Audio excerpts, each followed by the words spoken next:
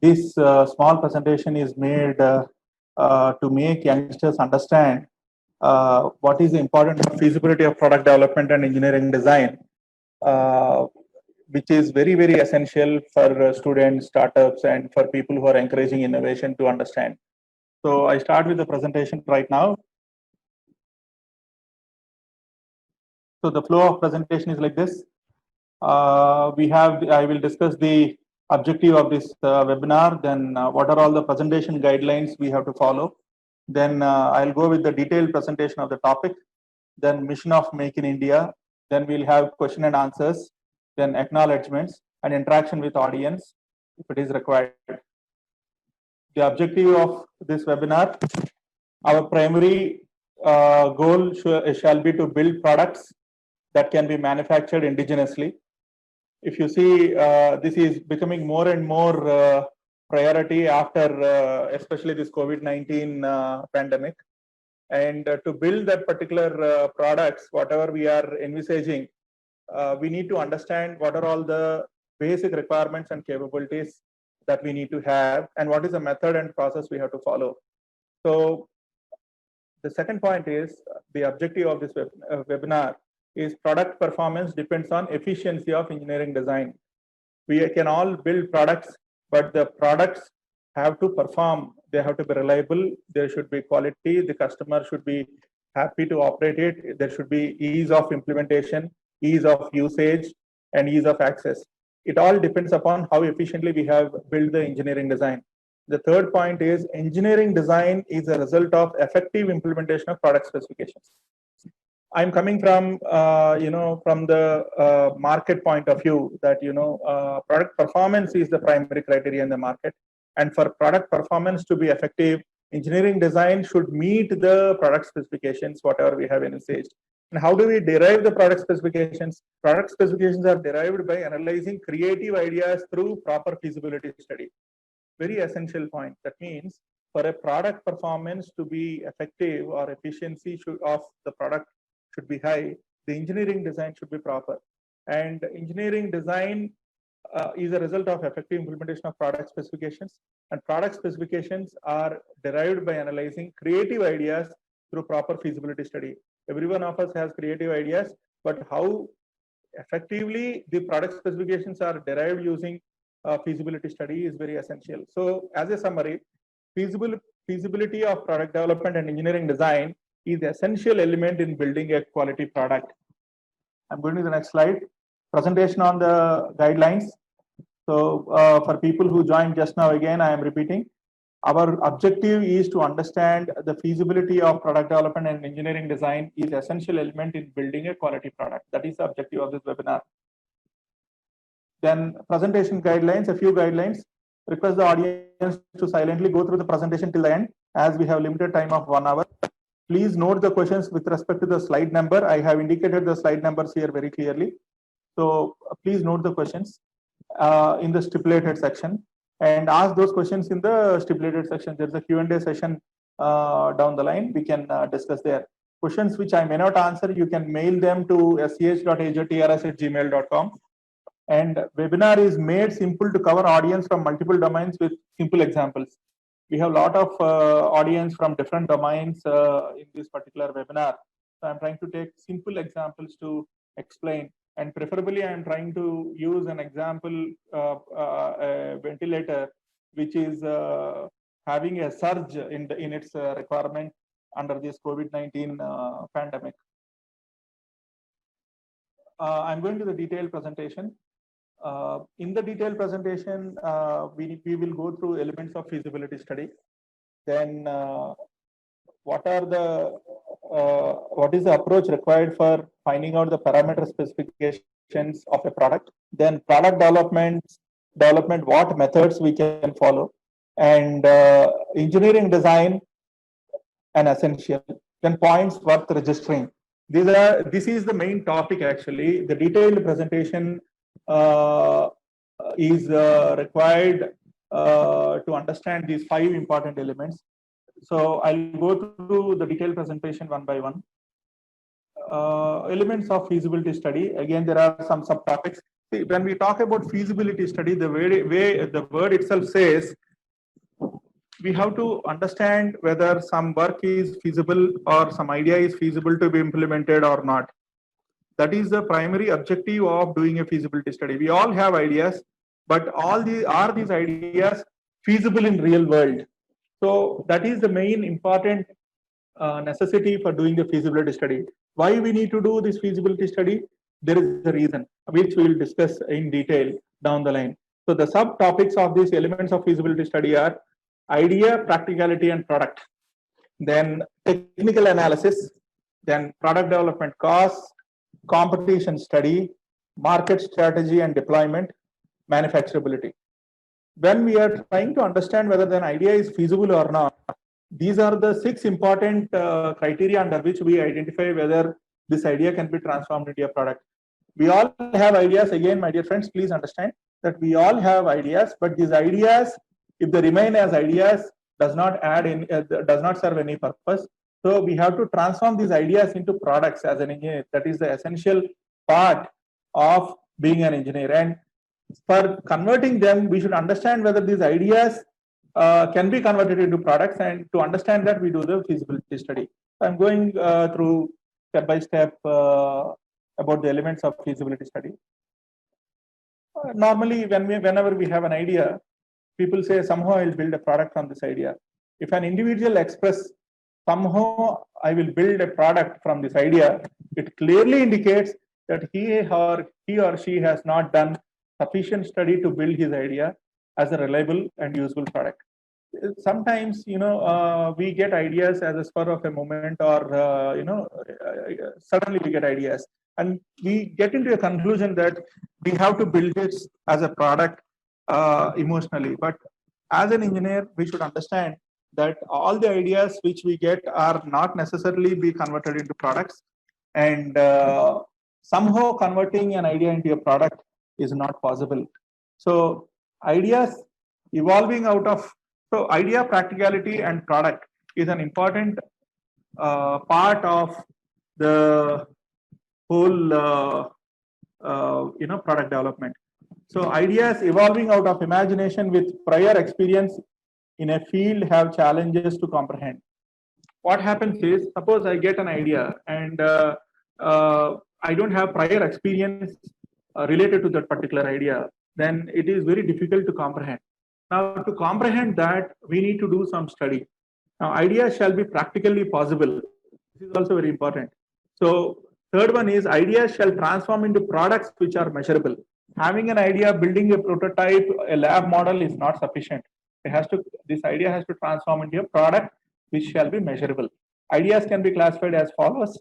The first one is improving the existing products.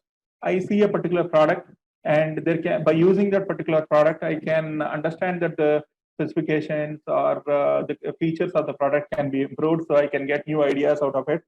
Innovation in product implementation techniques. We have seen a product which is designed in 1960s and 70s or 80s, and now the implementation techniques have changed. So I can miniaturize the product by using new implementation techniques. So we can have ideas in that direction. Then innovation in engineering. Engineering is an essential point, because whenever we build a prototype and a lab model to evaluate our idea, to see the functionality or to see how it actually operates, that does not serve the purpose of the market. So innovation in engineering, we need to also have some steps to innovate through engineering. Then ideas can also be obtained by applied research and fundamental research. In nowadays scenario, most of the requirements that we have in our economy are falling into 1, 2, 3, 4 categories. That means I can improve the existing products. I can have innovation in product implementation techniques by seeing the products which are manufactured long ago, or we can have innovation in engineering. Then most of the products whichever we are trying to indigenize today are applied research. Fundamental research also needs a lot of study on feasibility, but most of the applications what we have today are in the category of 1 to 4. So one more important thing is, Ideas depict the scope and depth of the subject in an individual. Random ideas are not, efficient. Randomly, everyone get ideas, but these ideas, are they sustainable? Are they realizable? Are they practical? And can it transform into a product? This is the essence of being an engineer. And we can normally people say we have ideas with which we can solve some problems through a unfamiliar method, or we use a word called jugaad. Jugaad is okay for solving small problems which are not completely technical in nature. But when it comes to a product development scenario which requires complete product development, then we need to follow a proper method. And feasibility study is an essential part, and idea, practicality, and then the product. I'll go to the next slide. Technical analysis. Important point is we have ideas in the previous slide which we have discussed. Now these ideas, we have to first analyze whether this particular idea is technically feasible or not. Is it technically possible to build a product out of any idea we get? So technical analysis will deal with that. In technical analysis, primarily there are 12 important steps.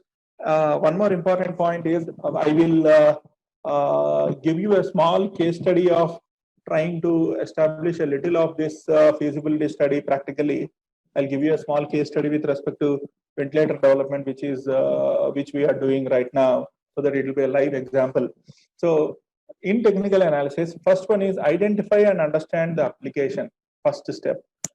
So if I have an idea, what is the end application of this particular idea? That is very important. Without an application, the idea cannot be used. So what is the end application? Is the end application in medicine, or in engineering, or in automation industry, or automobile? In this particular case, because we are trying to go more specific to COVID-19, we need to understand the application. Suppose I'm building a ventilator. Now, this ventilator, what is the application? It is used to give respiration artificially to a patient. Now, when we have to understand, when I say identify and understand the application, without understanding the patient characteristics, or lung characteristics, or the respiration parameters, or the respiration mechanism, if I am starting to build a ventilator because I have knowledge in mechanical or electrical engineering, that is not sufficient, because most of the final parameters that are coming out of a product are used in an end application. If these parameters are not meeting the final application, then there is no use of this product, even though we have built with our original idea. So final end application knowledge is necessary, especially when we are building an application or a product in medical segment. We have to understand the physiological and biological systems, how they function. Only then we can interpret it as an engineering model and try to recreate that kind of a system from external world. So we are trying to create a product which has to replace an existing functionality of a lung outside. So without understanding the application of the final end product, there is no use of having an idea. So identify, understand the application. That's the first step when we have an idea. And the next one is literature survey, classify inputs and outputs. Literature survey can be done in 3 levels. The first one is the application and the physiology. The second one is what should be the system configuration, if it is already existing in the market, or what kind of specifications are required. And third one is how do I build the system? For that, what kind of components I require, what kind of mechanisms I require. So literature survey has to go fundamentally to understand the end application concept. And second one is any kind of literature already available in the market, which is similar to the system, whatever we are trying to develop from the idea. And the third one is how the system should function, or how the idea should be transformed into a physical system, and what kind of components are required. So you need a literature survey at 3 levels. And literature survey, the most important thing is you should have classification of inputs and outputs. I'll try to take you to one more PDF file wherein I'm trying to show you. I think you're able to see my block diagrams, whatever I'm showing here. Okay. Now, can you see the PDF document, whatever I am showing it here? So it's so technical analysis 1.2. No, okay. Now I will try to show you the PDF document. I have to switch over the screens to make you understand. Just give me a minute actually.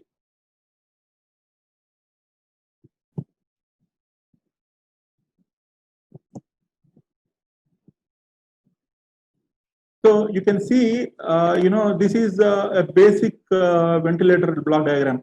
After the literature study, literature survey, we need to understand what are all the inputs and outputs for the system which is under development.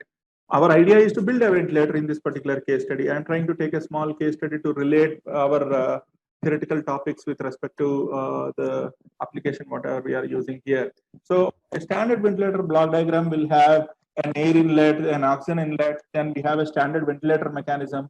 There is an inhalation pipe which goes to the patient. There is one exhalation pipe that comes from the patient, and there is a display to see what kind of parameters are being monitored with respect to the patient. This is the first block diagram, basic functional block diagram of a particular ventilator, whatever we are seeing. And the most important point is when we classify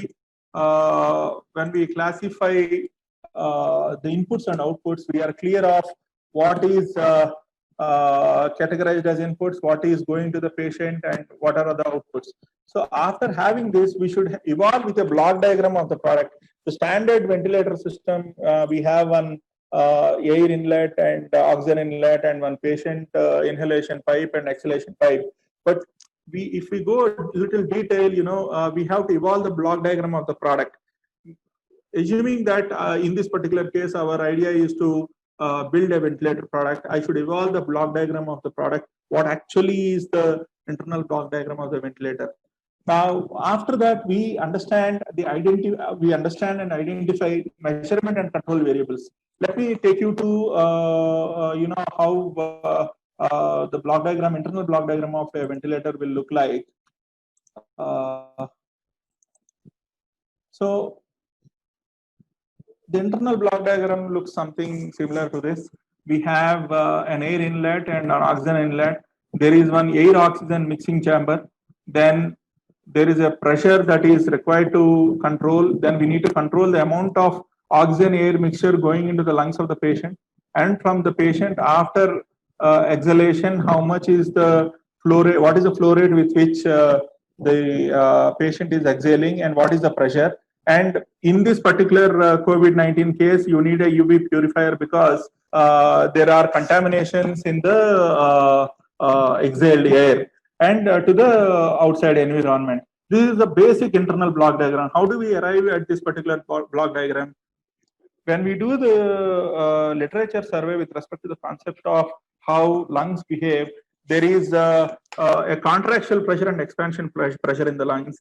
And when there is a contractual pressure, then we breathe out. When there is an expansion, then we breathe in. So we are trying to, when a patient is put on a ventilator, we have to simulate this kind of characteristics. Now, when we breathe in or breathe out, there are two important things that we monitor. One is we can observe. One is the rate at which the air is taken in and the pressure of the air that is taken in, and the rate at which we breathe out and the pressure of the air with which we breathe out. These are the important parameters, because lungs, when a patient is sick, normally, I'm just giving you a brief background here, because some of the doctors are also there from pharmacy and other fields. So for them to relate with the system, whatever we are developing or we are trying to explain here, we are trying to, I'll create a small, I'll give a small explanation here. Basically, when we breathe in and breathe out, the pressure and the flow rate are important. and the amount of air that we exhale is the tidal volume. And this is when a person is healthy, this is done automatically. But when a person is ill healthy, or especially when there is a lung infection that is there, there is a problem in the absorption of the oxygen that goes into the lungs because of the destruction of alveoli, and the absorption of oxygen reduces. And because of this reduction of oxygen, the lungs, the amount of oxygen in the blood is reduced, and gradually the patient will become sick. Now, the most important thing is when the patient is normally healthy, there is a minimum pressure that the patient maintains so that the lungs don't contract completely. But when a patient is sick, this kind of control is not possible, especially to a lung disease. Maintain certain pressure so that the lungs don't shrink completely. That's the reason we have to have a pressure control when a person is exhaling, right? So I'll come back to the presentation. So when I say evolve the block diagram of the product, in the first case we have evolved only through a basic block diagram. Then we have gone through a little functional block diagram. Then identify the measurement and control variables. Very important. See, control variables, the product input and outputs are the outputs are the control variables, and the inputs we have, which is air and oxygen, and we need to measure it and control it. So the next important thing when we are trying to build a particular product is we should identify measurement and control variables. For example, in our particular case, we have measurement variables is we have air pressure, we have oxygen pressure, we have oxygen concentration, we have inhalation pressure, inhalation flow rate, exhalation pressure, exhalation flow rate. These are the important measurable variables in our particular ventilator application. And the control variables are air pressure, oxygen pressure, inhalation pressure, exhalation pressure, FiO2. As I told you that in specific to COVID-19 cases, the absorption of oxygen, it is called hypoxemic, which means that the amount of oxygen that is absorbed by the alveoli will be reduced. Now, that's the reason the FiO2 is an important parameter, which means that the amount of oxygen given present in a given volume of air. And then the tidal volume. Tidal volume is the amount of exhaled air from the patient, which shows the lung capacity, and the flow rate, the rate with which there is an inflow and outflow, which is also one more parameter is respiration rate. So the respiration rate is the rate at which the patient breathes in and breathes out, and this is an important parameter. So the control variables for us are 1, 2, 3, 4, 5, 6, 7. These are the control variables what we have. Now, every product has definite inputs and definite outputs with respect to product application.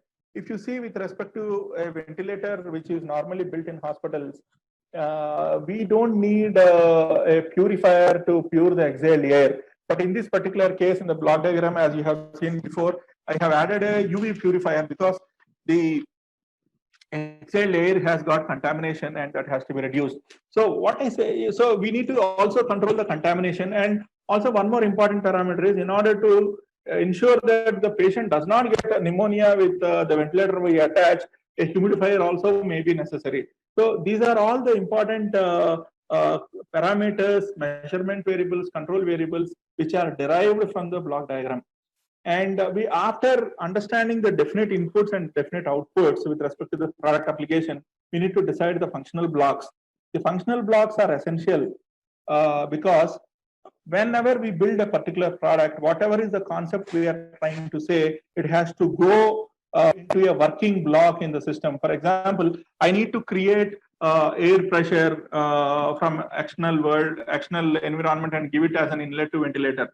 Normally in hospitals, what happens is a central compressor is used, and the central compressor is actually connected to the inlet valve of the ventilator. But in this pandemic, because there are many patients which are connected which are getting affected, and there are some facilities where the central compressor is not available. So we need to have a small compressor or a turbine, which we have to add it to the ventilator as an external add-on in this particular application. And so we need to have a turbine, and the turbine or a compressor. Now this will have a specific airflow, and later on it is mixed with the oxygen. So the oxygen can be from a cylinder or oxygen concentrator, which is a standard product which is available outside. So the deciding the functional blocks involved in technical analysis, wherein we have from the input to the output, what are all the functional blocks and functional parts available. I need to have a compressor, so I need to have a motor and a turbine attached to it. From there, there is an inlet valve, there is an oxygen inlet also, there is an air mixture. From the air mixture, we have, if I go back to you, take you back to the diagram, we need to identify these functional blocks. For example, if you see the functional blocks here are air pressure control, I said compressor or turbine, then mixing chamber, then flow control valves. Importantly, very important is that the amount of air that is flowing into the patient has to be controlled, and we need to have linear valves here for controlling the flow. And for pressure, the speed of the turbine that is running inside the air pressure control is maintained with that speed of the motor that is running inside the turbine. So there is a UV purifier and humidifier if necessary to the patients. These are the basic functional blocks, and once these functional blocks are available, we will create a control mechanism for controlling all these functional blocks. Let me go back to the presentation. So once we have functional blocks, work on mathematical model or simulate functional blocks. Here in this particular case, we don't need any simulation. Of course, whenever we are building a fundamental ventilator, then we need to go with the dynamics of airflow and what should be the diameter of the pipe that is required, what is the mathematical model for the pneumatic circuit of the ventilator. Those all parameters can be mathematically modeled and simulated. And we also have to understand the next point in technical analysis is identify the limitations or boundary conditions. Now we have developed some block diagram, we have developed some measurement and control variables. We have understood what are all the inputs and outputs. We have decided that functional blocks.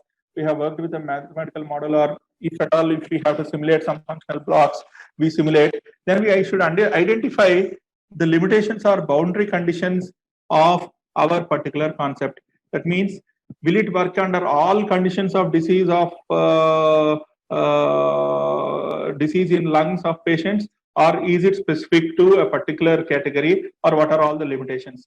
Especially, it is essential to understand here that if I am trying to build a product which has got a complete disease control scope, then the cost of the product will increase. So I have to limit it to a particular boundary conditions, wherein, so let us say it is specific to only COVID-19 patients. Then if it is COVID-19 patients, if it is very specific, then what are all the parameters required to control for a COVID-19 patient ventilator requirement? So we have to establish the boundary conditions and also the limitations. Now integrate blocks and evolve functional parameters.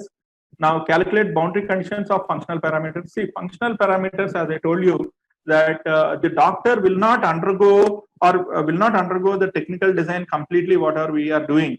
For a doctor, the most important parameter that he is seeing is the functional parameter. For example, with respect to a ventilator, the functional parameter is respiration rate or expiration pressure, or plateau pressure or peak pressure that the lungs are subjected to, and what is the amount of oxygen that is available in the air and oxygen mixture.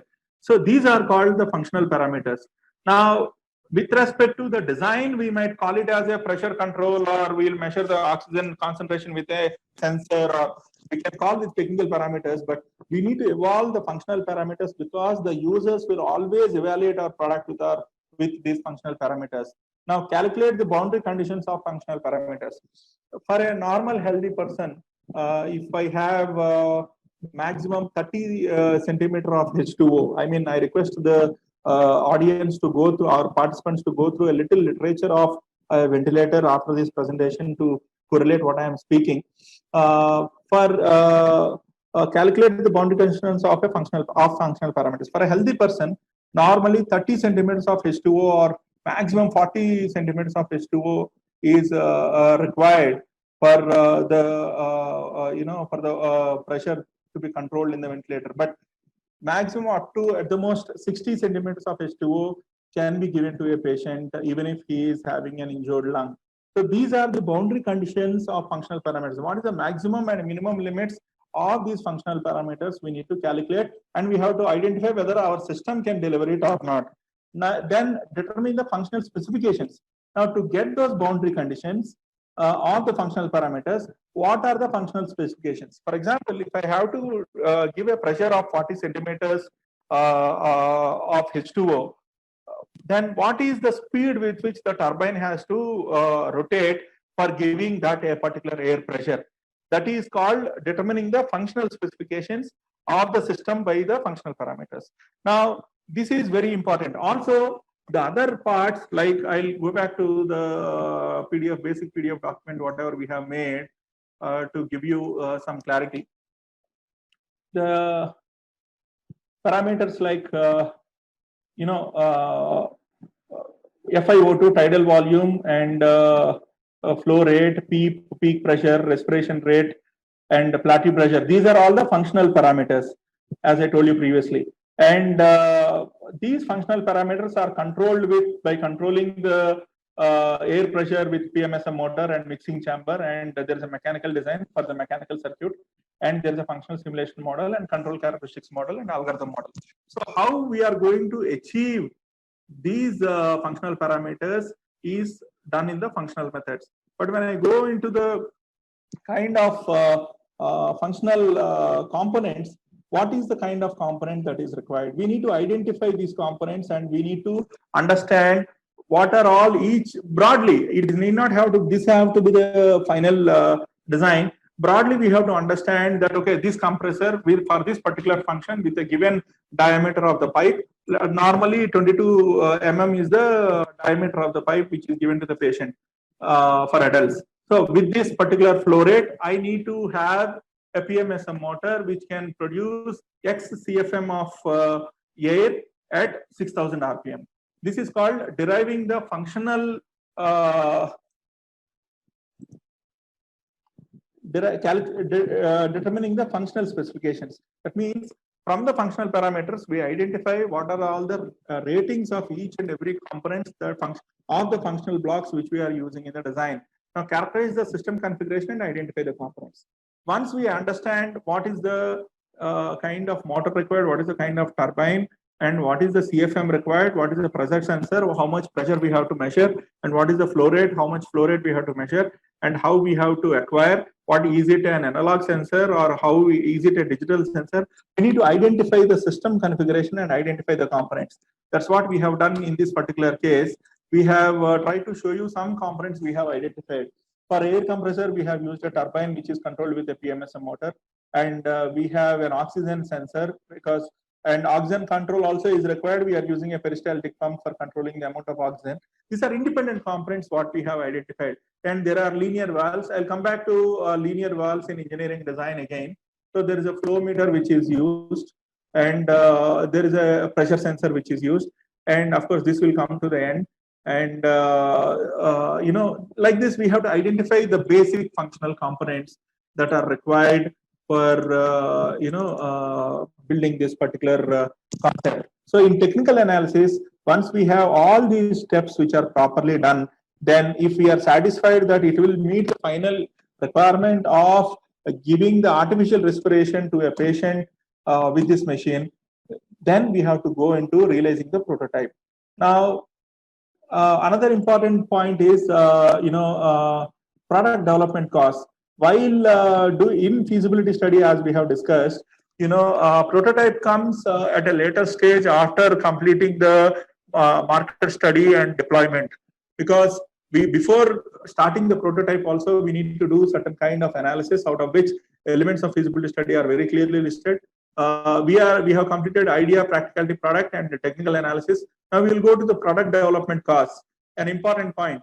Most of the times, whenever we have an idea, most of the youngsters, what they do is they start implementing the idea without understanding what is the kind of cost that is involved, or randomly they estimate that the cost of this particular product will cost 20,000 or 30,000 or 1 lakh. There is an approximate cost. But if we, in feasibility study, if we go through a proper process, we will also be able to estimate the product development cost. It is necessary because if we don't plan the product development cost properly, even though we have proper technical analysis, our product will not see the, our idea will not see the final end as a product. So the important points that are required in product development costs are timeline to develop, then what are the teams and capabilities required, material sourcing cost, vendors involvement cost. Certain mechanical parts might have to be fabricated, and what are those parts, and who are the vendors involved in that, and what is the cost. Salaries and expenses versus budget limit. Most of the times, we often youngsters end up in saying that I have only 20,000 rupees. In this 20,000 rupees, I have to build this particular product. Things does not work like that in a practical way. If we have a budget limit, that doesn't mean that we have to fit into the requirement into that budget limit and develop the particular product. It is not possible. We have to have a budget limit necessary, but after considering all these parameters of 1 to 5, and also in budget we need to consider third-party evaluations. When we are building a product, it has to undergo through a third-party evaluation, because the certification should be done. For example, in a ventilator, it has to be done with ICMR, Indian Council for Medical Research, or any third-party entity which gives the EMI, EMC standards and all those things. Now, the first 6 are for prototyping. The 7th one is tentative engineering cost. A prototype is of no use when it is developed only for a lab. A prototype will become valuable when the prototype is transformed into a usable product. So engineering design and engineering cost comes while transforming a prototype into a final useful or usable market product. And what are all the constraints in the design? This is also very essential part for understanding the product development costs. So after the product development costs, we need to understand the competition study.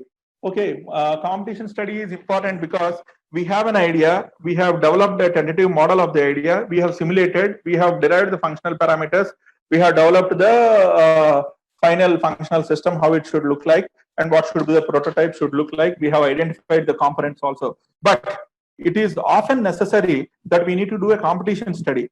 Most of the products what we are trying to do in India are not fundamentally innovative. It is whatever we are trying to indigenize is developed elsewhere in the world already. Of course, there can be some fundamental research-oriented ideas for which the method of doing feasibility study is different. We are trying to concentrate here more on applied research, as what I have told you previously. Competition study is essential. Study of competition is not copying the competitor's product. Very important point.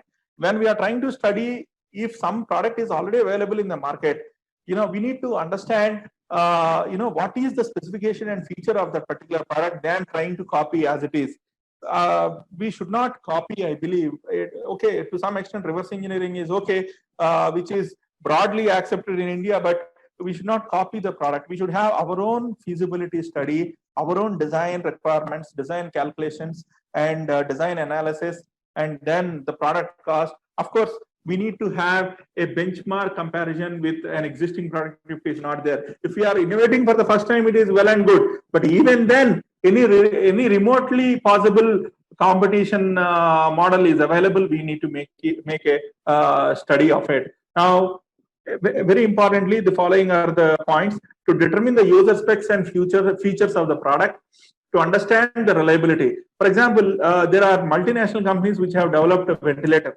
Now, when multinational companies have developed ventilators, then we need to match up to that particular reliability, and not to only as a competition. Finally, we are using it on a patient, And if the reliability is not proper, then there is a disaster that might happen to the patient. So reliability on with respect to the competition as well as reliability with respect to the application, very important.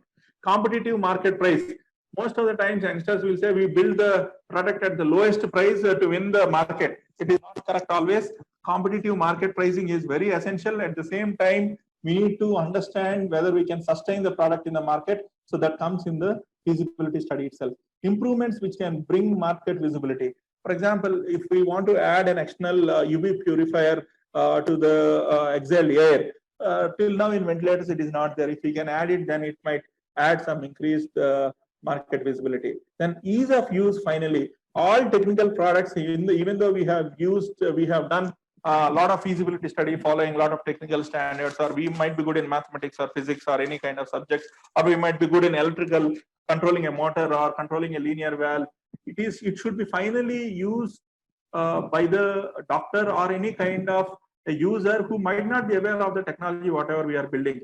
So ease of use is one of the important parameters which we have to compare in a competition study. And ease of service. Assume that we develop a product and it fails in the market, or there is a problem, there is a repair. What is the ease with which we can service? This is also one important parameter in competition study. So, and what are all the constraints that are available? The competition study is also very, very essential in feasibility study report. And the fifth point is market strategy and deployment. Market strategy deals with the methods adopted to evaluate the product and the needed parties or users to be involved or compensated. See, importantly, in a case like a ventilator, we cannot test it in a lab and directly use it on a patient. We have to adopt methods to evaluate the product in the hospitals. Now, what are all the parties involved and users involved, and how do you compensate? Compensate does not mean financially. Compensate means how do you convince them technically that your product is reliable? How do you convince them that your product even though it is of low cost, it will meet the requirements of the doctor? And how much time it is, going to come into the market? And what is the reliability of the particular product? This is called market strategy and deployment. We need to have a market strategy which goes into the feasibility study. Without proper market strategy, even though we build a very good prototype, very good product, it will remain in the lab without getting manufactured, without a proper market strategy. And there are ample examples across the world, especially in India, which for the products which are developed without proper market strategy and lying in the lab without being manufactured. It also includes the time graph analysis of the product development life cycle and its impact on the time to market. As I told you, we need to have a time graph analysis. That means today, let us say I'm at stage 0 of product development. How much time it is required, and with respect to time, what is the graph? Who are all involved? How much is the cost involved? This kind of analysis also will help. Now, deployment involves controlled environment to facilitate the evaluation of the product developed product. See, we develop the product and we are testing it. Of course, in the case of a ventilator, we can use an artificial lung or a simulated lung to do it. But first time, whenever we are using it on the patient, it is very, very necessary that the environment is a controlled environment with the doctors and all the concerned people available when we are doing it for the first time, or at least till the validation. Some products need to undergo thorough evaluation before even used at all for the first time. That is very, very essential part. How the deployment is going to happen, how we are going to control all the kinds of parameters in the system which are proven in the lab on the field. Deployment is a very essential part, and this is also part of feasibility study. Now, 1.6, sorry, this is a wrong number. Manufacturability. We have if you see in the points 1 to 5, one is whether the idea is practical or not. Second one is if the idea is practical, what method of technical analysis is required to generate the specifications or build the concept or proof of concept or the prototyping. Third one is product development costs, how we have to evaluate. Then competitors model or competition study, how we have to do. Market strategy and deployment. 1 to 5 are very, very important for feasibility study to build a prototype. Now, for the prototype to go on to the product, We need to have manufacturability. We cannot expect the design engineers to manufacture each and every product in the factory. The design is done by designers, firmware engineers, mechanical engineers, or research scientists. But finally, it has to go onto the manufacturing line. How to take this prototype to a manufacturing line? What is the methodology involved? That is called manufacturability. When I go back, manufacturability is the essential element to analyze the manufacturing cost per product and also the quality processes involved to check the quality of the product. When a designer is building a particular product, he will take utmost care that he is meeting the product specifications. But once the product prototype is proven, it goes on to the manufacturing line, how the quality is maintained. This is also a very important parameter. Why it is important is, at the end, the feasibility study should give you also the tentative cost of the product. Sorry. It should give the tentative cost of the product. Without knowing the tentative cost of the final product, there is no point in building a product, because sometimes we might be underestimating the product value, or sometimes we are so high in product value that we are not able to sell. So manufacturability is an essential element, not only for the product cost, but also for the quality processes involved to check the quality of the product. Without proper quality management process or process quality, the product's servicing costs are huge, which affects the product quality and reputation. Very important point. And for ease of manufacturing, building the products from carts or standardizing the components is essential. This is an important part of feasibility study. How do I reduce the cost? This is also an important part of feasibility study. Reduce the cost, not in such a way that we give the cost at zero levels. We have to arrive at an optimum cost. Of course, as an entrepreneur or a businessman or an engineer who is building a product, we finally see what is the profit that we gain out of it. That is one of the ultimate outcomes of building a product, other than trying to prove our intellect. But if we have to sustain ourselves, the manufacturability cost also should be realizable. And feasibility study from 1 to 6 is converting an idea to a manufacturable product. And these are very, very essential parameters to be considered. Now, as I told you, I'm going to the next session. As I told you, in the first discussion, after the detailed presentation, in the detailed presentation, we have parameter specifications and approach. How do we approach parameter specifications? What is the approach method required? I'll tell you with a simple example what it means. Achieving or meeting the parameter specification shall be the primary objective of product development process. I told you parameter specifications means there are some product features. There are some product parameters which are to be achieved for the end user, which are reflected in the internal design of the development, whatever we are trying to do. So meeting the parameter specification shall be primary objective. For example, I'll tell you, I cannot elaborate in each and every component, but I'll explain you with respect to a specific component. In the particular ventilator, whatever we have seen, for example, to control the pressure of the air inlet, the motor in the compressor or blower has to be controlled. It is very simple.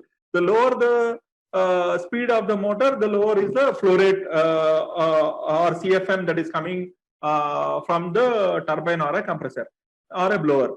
Now, going into the details, the motor characteristics are essential. That means if I have to increase the air pressure, that means I should rotate the motor at a faster RPM or at a higher RPM. So what kind of characteristics are essential? To control instantaneous pressure at a faster rate in real time, we can control the motor RPM by varying the voltage or current. That is in voltage control mode or in current control mode. I am explaining you with respect to a particular component, how the approach have to be made while choosing a component. That is very essential. Here I am taking here with respect to a inlet air compressor or a blower. Now, a motor is there. A blower has to pump particular CFM. That means it should rotate at a particular RPM. It has to gear up to the flow rate or a pressure requirement. So its RPM should be increased instantaneously. Now, when it has to be increased instantaneously, I can control the voltage of the going to the fed to the motor, or I can control the current fed to the motor. I am trying to derive a internal design control strategy from the parameter specifications. This is very, very important. This is called approach of design. Now, as a final element of the motor controlling the RPM, is the rotor torque. That means when the motor has to rotate faster or slower, it is the rotor torque which is more important, which in turn controls the flow rate. The torque control is better approach. That means I need to control the torque directly. Now, if I have to control, electrical engineers also are participant in this particular webinar, and I'm trying to explain it with respect to your domain. If we use a DC motor to control the DC current, the life of the compressor is limited by the commutator brushes. So a BLDC motor can be used, which adds up, adding a three-phase bridge, more MOSFETs, protections, PWM, etc. Finally, what is the parameter required? I need to control the instantaneous pressure. When I need to control the instantaneous pressure, I should have the motor for which I am able to control the instantaneous torque. From the how can I control the instantaneous torque? By controlling the current instantaneously. Now, how can I control the instantaneous current? A simple concept is use a DC motor, but the problem is the DC motor has got brushes. It has got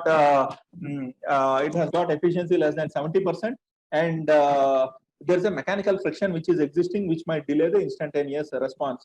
So I prefer choose a BLDC motor or a PMSM motor. But if I choose a BLDC motor or a PMSM motor, I need to use a three-phase bridge. I should use MOSFETs. I should use protections. I should use PWM techniques, etc., which adds overhead onto the algorithm. Very, very important, because for the final parameter of instantaneous pressure to be controlled, what kind of technology we have to use. That is called approach towards a design, and it is a very, very important requirement for building an efficient design. Finally, the instantaneous control of motor RPM with reliability and adequate life of design is required in making a choice of BLDC motor with needed electronics and control. Hence, approach determines the components and engineering design.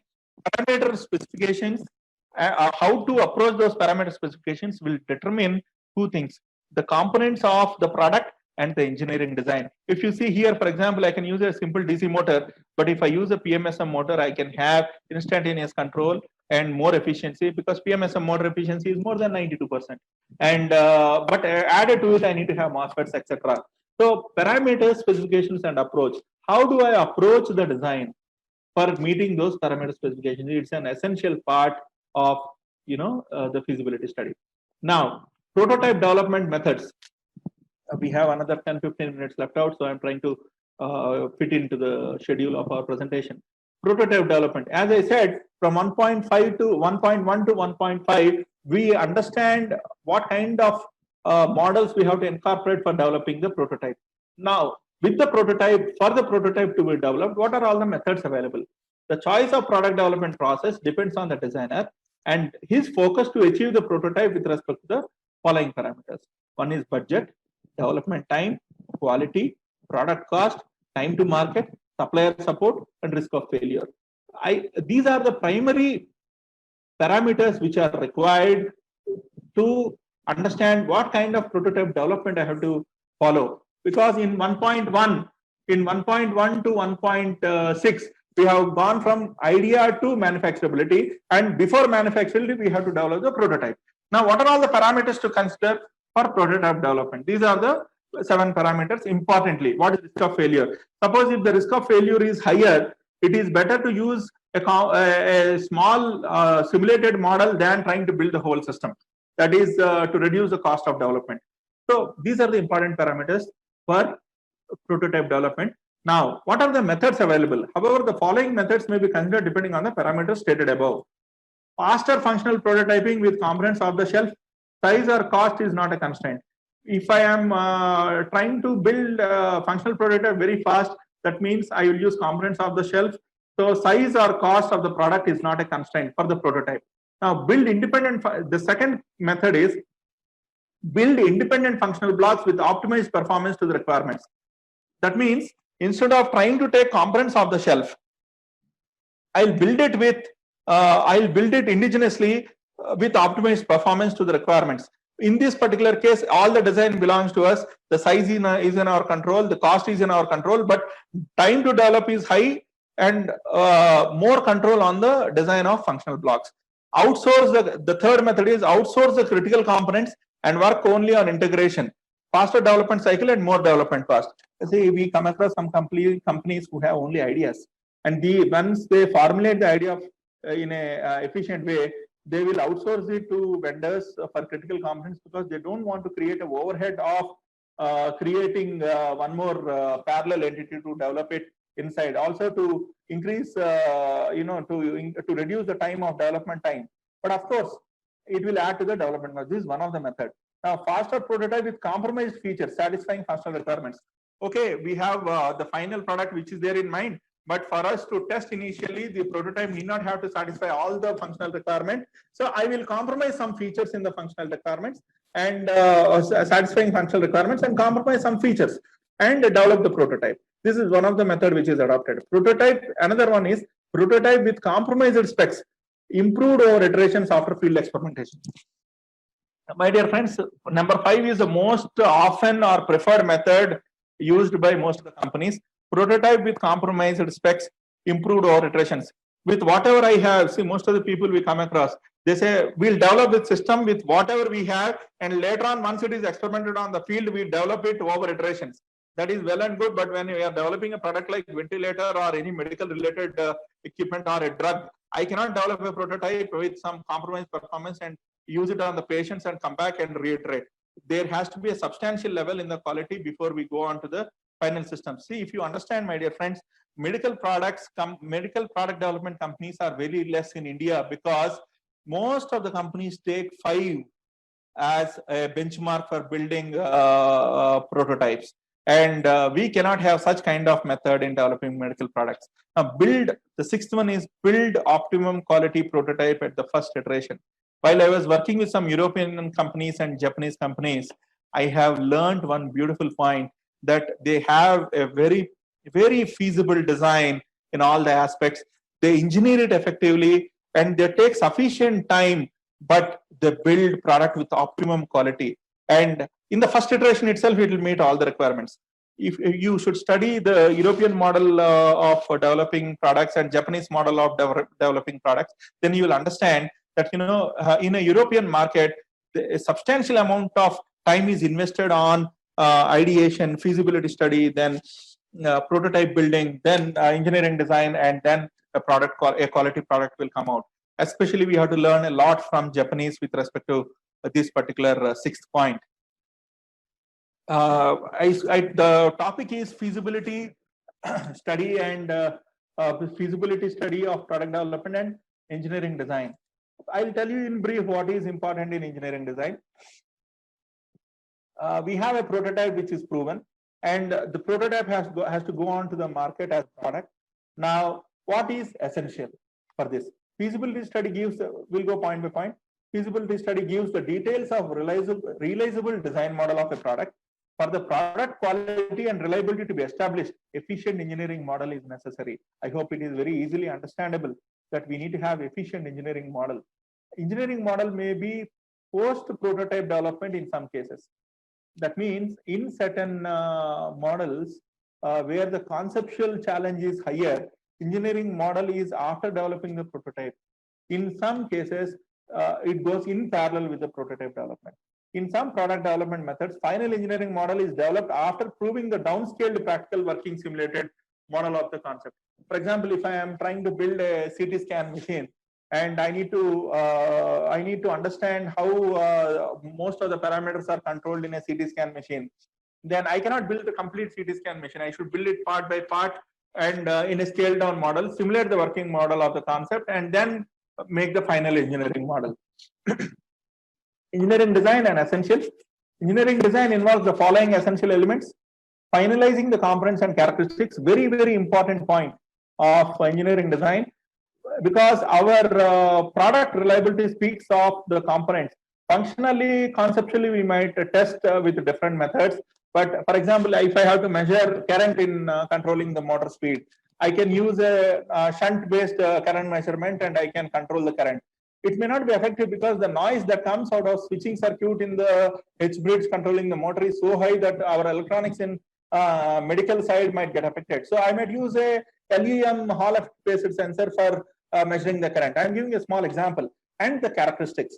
Are those components meeting the characteristics? Hardware design realization is an essential part in size, cost, EMI, EMC, reliability, and all those things. Firmware algorithms and their validation. Mechanical design and aesthetics of the final product. Aesthetics are important for the final user. And deviation in functional parameters, reasons and compromises. While selecting the components, there might be some deviations. Now, if those deviations, we cannot get components that will fulfill all the parameters of our design at first shot. So sometimes we might have some deviation. Now that deviation in functional parameters, reasons and compromises, are they affecting the final requirement of the product? Now electronics, hardware design and signal requirements. Because most of the systems are now embedded or signal processing based or DSP or FPGA or analog circuit based, wherein we need to have control on what kind of noise that is injected into the signal to the external environment, how the signal has to be routed, how the PCB has to be designed. Electronics, hardware design and signal requirements is an essential part of engineering design. Power supply design for the product is one more critical component of engineering design. Most of the times people neglect it. Either they use underpower or overpower, which produces a lot of noise. Power supply design is very essential for the product, including, for example, I'm using a DSP which uses 1.1 volts core voltage. For that 1.1 volt core voltage, what is the amount, what is the kind of power supply design required? What should be the filter so that there is no noise that existing on the pins, so that the core operates with efficient logic without any ripples in the signals internally. Noise reduction methods, very essential part. EMI, EMC or signal noise or any other noise or mechanical noise related reduction methods how to use. Heat dissipation methods, we use normally a lot of power components. We use a lot of rotating components in most of the products nowadays. Other than some static test equipments like ECG or some other equipments where you don't need rotating components, even in such case, you need to have heat dissipation methods for the components on the PCB, for the power circuit, for the rotating components. And product reliability calculations also is very important part of engineering design. How do we ensure that the reliability of the product? That means, what does reliability say? Reliability says, if I switch on this particular product, how much time it will run without failing? That means, what is mean time to fail? If it fails, what are all the probabilities of mean time to repair? So this is reliability calculations. So mean time to fail, mean time to repair, and mean time to replace. These are all the product reliability calculations which we have to do. And fail safe for productions and alarms. When a ventilator that is connected to a patient is not working effectively, we need to have a fail safe for protection alarms. And what is the kind of alarms that we are trying to provide? So now what I have covered is the basic feasibility study from idea to manufacturing and parameter specifications, what is the approach in the design required, and product development methods, how the methods exist, and engineering design, what are all the essential elements of engineering design. And the points worth registering, most of the participants in this particular forum, I believe, are youngsters. So I am trying to depict these points out of my experience over the past 21 years of my career, which I believe are very useful for every budding engineer in product development or trying to become an entrepreneur. So please leave the concept, somehow I'll build the product, and be strategic. You should be very strategic in product development. Build adequate application knowledge. Without application knowledge, you can never build a reliable product. Very, very clear. Emotional minds cannot build reliable products. Sometimes we become emotional and we claim that we'll build this particular product, but it is not possible. We have to have a very, very strategic approach. Be practical in transforming your imagination. Very, very essential part. Now, be strong in technical subjects. If you are not strong, then learn them to build product on your idea.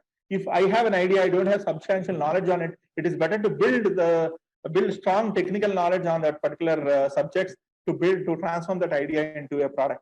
Never take shortcuts in product development. It is worthless exercise. Most of the times people will try to bypass certain product development cycles.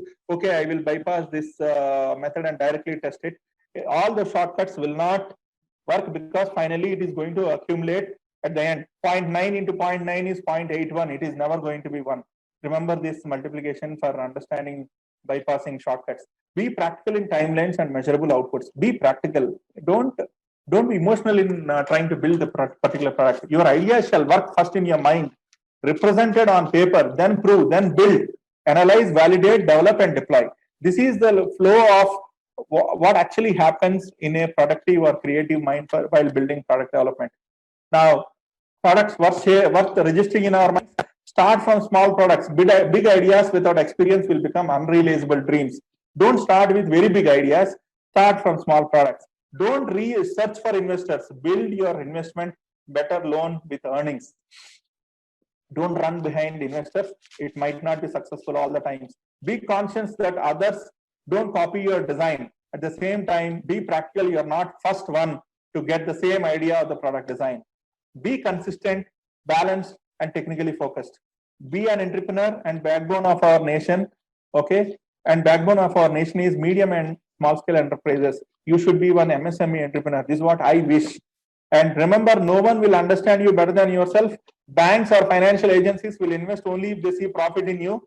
So to get finance, do not run around explaining your ideas without a working model. Build a working model first. Now, and the facts of the scenario, what is ongoing in our economy.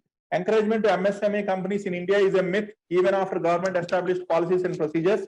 Government of India has laid down fantastic policies and procedures, but those policies and procedures coming to MSME companies is through banks and financial structures where they don't really encourage. I have seen so many youngsters who actually get disappointed when they go to a financial corporation for some kind of financial support. Be ready to struggle and build yourself, your ideas, and your company. Most of the banks do not support innovation in India. This is a fact. I have discussed with at least 10 bankers. They want profit, that's all. Beware of corruption in India at all levels. Don't get disappointed and stay focused. Your goal to build products is to serve nation with intellect. Don't compare yourself with startups in global market. And things are not going to be easy for you in India in product development, but indigenization requirements motive. There are so many requirements in India to indigenize. So that should be our motivation. And importantly, most of the startups collapse without proper support, feasibility study, engineering design, and approach in a very short time. Without proper feasibility study, engineering design, and approach, even though I have a fantastic vision of a startup, without proper products, without revenue, everything will collapse in a very short time. Now, I have another 2-3 minutes time probably. Mission of Make in India. I would like to tell you that I have started an activity in July 2015 to promote concept of innovation and product development in young minds. Traveled more than 133,706 kilometers, teaching free of cost and mentoring youngsters to be useful engineers and scientists. You can see the map of AJTRS. I'll show you later. And these are the following social links. You can follow me on Facebook or Twitter or Instagram or Tumblr, or if you have any queries, you can WhatsApp me. This is my email ID. And question and answers. Yeah, I think I have seen some question and answers. 7 questions are posed to me. I would like to answer one after the other. Okay. What do you mean by, yeah. Yes, sorry for the interruption, sir. Sir, yeah. We have sort of time and we have another session in QE. So okay, what I'll do is, my dear friends, whoever I have asked me the questions, I request you to please go through my WhatsApp number and email, and you can actually mail it to me on WhatsApp. 24 hours, you'll get a reply from me. And especially thanks to iHub and GTU for bringing all of us together on this platform. And I met all these people during my mission, and we are still going on to help young students and young entrepreneurs in Startup India. So, my dear friends, please work and let us build useful products, realizable products with proper feasibility study, and let us learn, let us build, let us think, let us work, let us make, and let us grow. So, this is what I would like to tell you. And I was told that